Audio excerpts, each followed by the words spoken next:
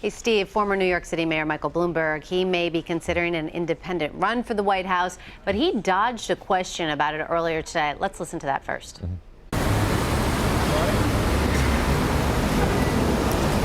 Anything you want to say about a possible presidential run? Weather's getting nice and the snow's melting. Things are good. How about a possible presidential run? You guys forgot me. Have a good day. Thanks. Steve, it's not like time is on his side. Why would he be shy about it?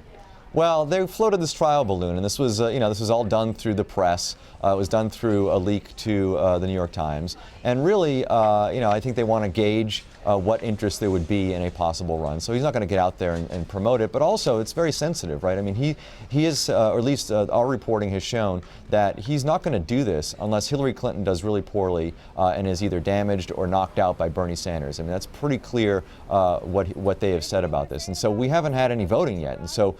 If he's not at all close to a decision on this, and he said it's going to be until early March before he makes his decision, why on the sidewalk would you start talking about a potential run when really you're at a point where you're just sort of monitoring the situation, and he's not getting out ahead of what he's planning on saying in a few weeks. But Steve, we heard John Dickerson say yesterday that he basically doesn't have an organization. He can't really wait until March. So is that a realistic plan? Well, he doesn't have an organization. I mean, he could wait until March for the only reason that, the first filing deadlines in order to get on ballots as an independent don't really start kicking in until late April and early May. The biggest state is Texas, that starts in early May.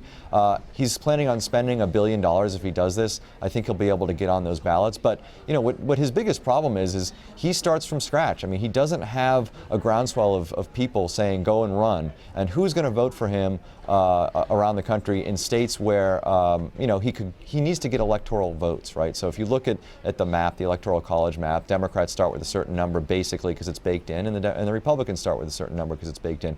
If you're a third-party candidate or an independent, you've got nothing. You're starting from scratch, and so whether he starts today or he starts in March, he's still going to be way behind, and so there's no point in him sort of getting ahead of himself if he doesn't know what the landscape is going to be, talking about a potential run that might be completely moot if Donald Trump and if Bernie Sanders don't become the nominees, or Ted Cruz don't become the nominees of the party, or don't look like they're becoming the nominees. That's sort of those are the parameters he set, and if that doesn't happen, then he's not going to run. So why start talking about it now?